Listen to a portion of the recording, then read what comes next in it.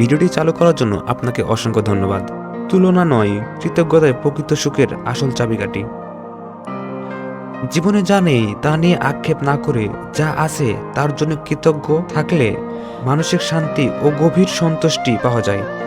এটি একটি ইতিবাচক অভ্যাস যা নেতিবাচক চিন্তা কমিয়ে আত্মবিশ্বাস বাড়ায় এবং সম্পর্কগুলোকে আরো মজবুত ও সুখী করে তোলে।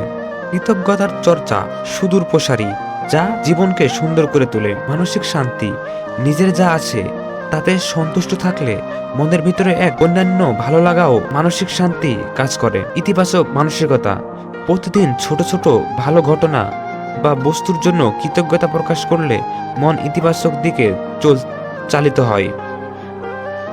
সুস্থ সম্পর্ক, কৃতজ্ঞতাবোধ মানুষের সাথে সম্পর্কগুলোকে শক্তিশালী করে তোলে। অসুখী দূরকরণ, সাইকোলজিস্টের মতে কৃতজ্ঞতার প্র্যাকটিস দুঃখ বেদনা কমিয়ে মানসিক ও শারীরিক রোগ বালাই দূর করতে সাহায্য করে।